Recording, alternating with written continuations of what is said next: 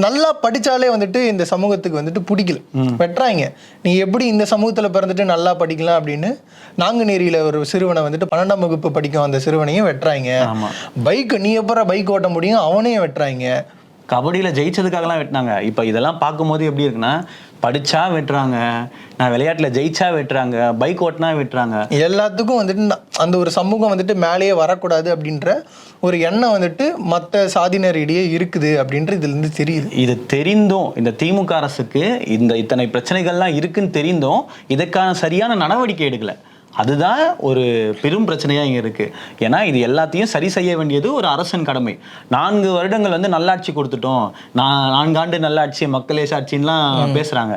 ஆனால் மக்களுக்கு தான் தெரியும் எவ்வளோ அவதிப்படுறாங்கன்னு சொல்லி. 4 ஆண்டுகள்னு சொல்லிட்டு நாசமாக போன 4 ஆண்டுகள் மட்டும்தான் இந்த தமிழகத்துக்கு வந்துட்டு இந்த திமுக அரசு கொடுத்துருக்கு, மிச்சமாக வச்சுருக்காங்க கொடுத்துருக்கு அப்படின்னு நம்ம ஆதவ அர்ஜுன் அவர்களும் அந்த அறிக்கையில் சொல்லியிருந்தாரு.